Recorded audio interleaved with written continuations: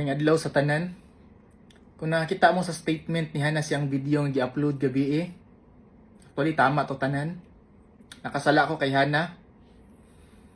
Pero klarohon lang nako nga kadto mismo kusa ako mitugan, wala ko nasakpan. Istorya ko dayon kung unsay nahitabo. Sa sugod pa lang, kay dili man ko in denial.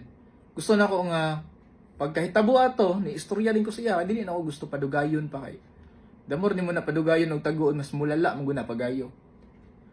Pero it's just dili lang gyud siya motuo sa ko nga tinuod akong giingon.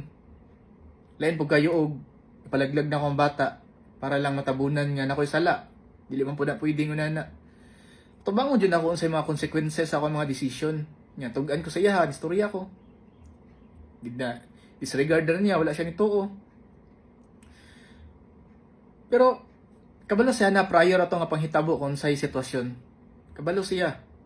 Pero wala na ko na diri para istoryahan na kung unsay nahitabo ato. Okay na ko sa panstorya niya tanan. At least sa ako apadulong ang hatred tanan, sa ako apadulong ang mga istorya. Okay na ko ana. Pero kabalo mi kami mismo kabalo mi unsay sitwasyon before ato. Bahala na pud mo dira kung say pangstorya ninyo, say comment ninyo, cheater, pangit. Upo ko ningon nga gwapo ko. Mura magdili siya affected. Mano yung pagtanaw nimo. Kaya di man yun mo makitan sa kuha nga affected ko. Lailahi man tamo handle og problema, lailahi man tamo handle og sitwasyon.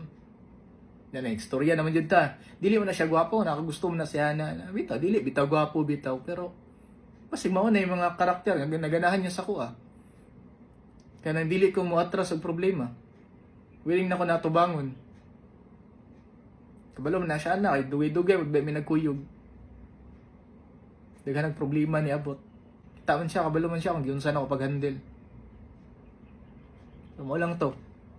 Sorry kayuhan, kung nasakitan ka, nasakitan pug ko. I hope nga maokera ni tanan, and thank you, salamat sa respeto ang gihatag nimo sa kuha. Thank you kayo.